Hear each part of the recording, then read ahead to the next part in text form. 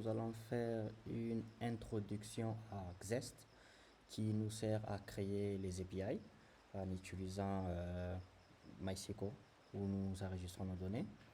Alors, pour faire cela, la première des choses à faire, c'est d'abord installer Node.js sur votre ordinateur, que ce soit un Mac ou bien un Windows ou un Ubuntu. Vous installez Node.js, vous installez Postman, vous pouvez voir les trois versions sont là, vous téléchargez votre version de votre système et vous téléchargez Docker Desktop. Vous pouvez voir, il y a toutes les versions ici. À part cela, vous pouvez aussi télécharger ce que nous appelons Beekeeper Community Studio Edition. Ok? En cliquant sur ce lien, vous pouvez trouver Beekeeper ici. Et tous ces liens vers les téléchargements seront dans la description du vidéo. Ok? Alors, vous pouvez télécharger ici, comme vous pouvez voir. Alors, autre chose, une fois que vous avez téléchargé Node.js, Postman, Docker, Beekeeper, Community Studio, Community Version, première des choses à faire, c'est vérifier si Node a été installé en faisant Node et -v en ouvrant votre terminal, bien sûr. N'oubliez pas, vous ouvrez votre terminal. Comme vous voyez, ça c'est le mien. Je fais Node-v et puis j'ai fait npm-v. J'ai la version Node et la version npm. Ok, moi je vais utiliser la version 20 de Node parce que je peux changer de version en faisant ceci. Ça ne vous concerne pas bien sûr. Là vous pouvez voir mon Node est 20 et mon npm est 10. Ok, c'est bon. Une fois qu'on fait ça, une fois que nous avons fait cela, ça veut dire que nous sommes prêts à installer Xest.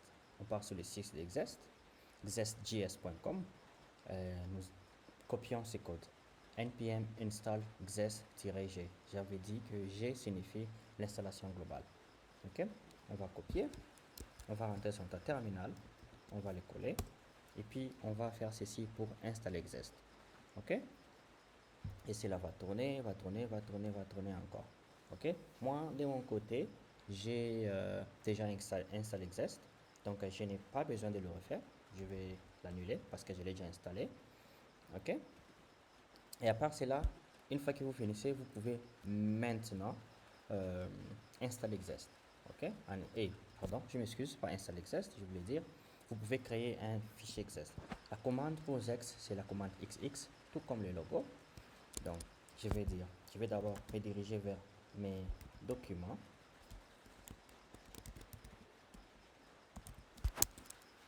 Ok, ici, je vais créer un fichier que je vais appeler Xest API, un dossier, je m'excuse, classe.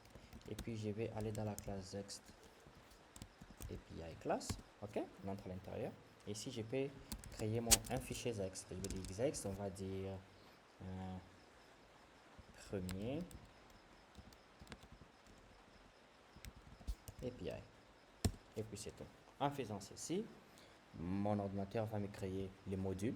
Ok, 128 modules sont en train d'être créés et on a installé package. Nous allons patienter un peu comme c'est en train de s'installer. En attendant, je vais vous montrer. Alors, pour télécharger une version Beekeeper, vous pouvez venir ici et télécharger, mais la meilleure façon de le faire, c'est télécharger la version Beekeeper Community Edition. Il faut aller à partir de GitHub. Bien sûr, le lien sera dans la description, ne vous en faites pas. Et vous venez ici, là on a déjà écrit Releases. Ok, cliquez là-dessus.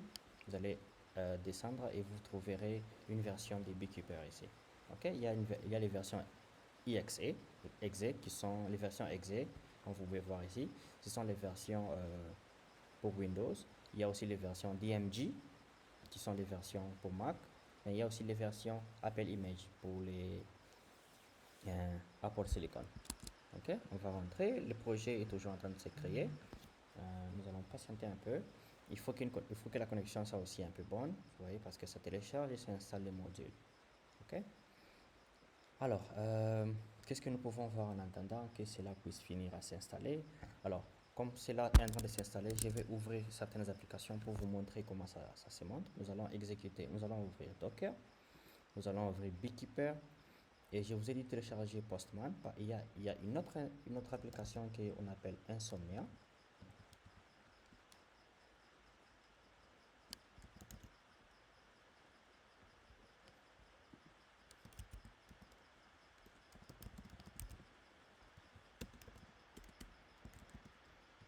Ok, que moi j'utilise Insomnia. Ok, vous pouvez venir ici, vous pouvez voir. Alors, ça télécharge toujours. Alors, vous pouvez voir, voilà comment est-ce que Beekeeper se présente. Ok, tu arrives ici, tu choisis le type de connexion que tu as. Dans notre cas, ça sera MySQL. Et ici, tu rempliras les données qui te seront données par Xest. Ok, nous verrons ça plus tard. Et donc, il se présente de cette façon. Oh, il est encore en train de s'ouvrir. Nous allons ouvrir Insomnia en attendant. Entrons vérifier.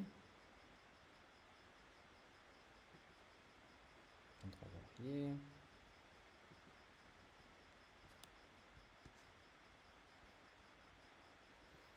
Je vais fermer quelques fenêtres. Je vais fermer ceci. Je vais fermer ceci.